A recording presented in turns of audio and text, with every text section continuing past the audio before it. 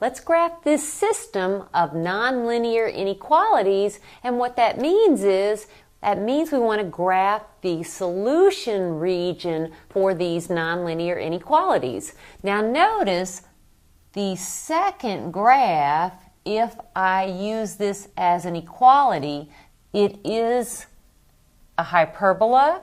So I've already graphed the hyperbola, and now we need to decide where to shade. If you try the test point, say 3, 0, and remember then you let x be 3, so 3 squared is 9 over 4, and let y be 0. So the question is that true or false? Well, that's a true statement, and so that means that I shade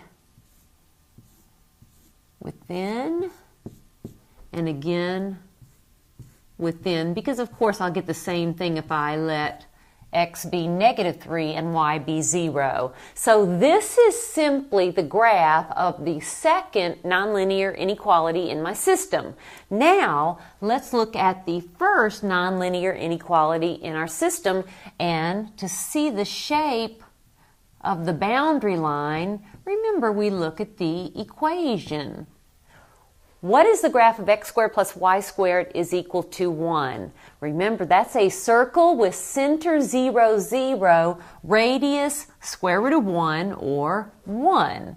So I will also, by the way, sketch my circle in with dashed lines or dash segments because of the strictly greater than. So here I have, use your imagination, and here I have a circle, and now I shade within the circle, inside the circle, or outside the circle. Well, let's use 0, 0 as our test point. If x is 0 and y is 0 greater than 1? The answer is no. So the graph of our first nonlinear inequality is this dashed boundary line, and then you shade everything outside of that circle. Now I want you to think about this because I don't want to shade all of this, or I think it's going to get too messy. But where is the intersection then of the two graphs? If this graph is this dashed circle and then shaded all outside, and then I'm showing the graph of the other one, where is the intersection?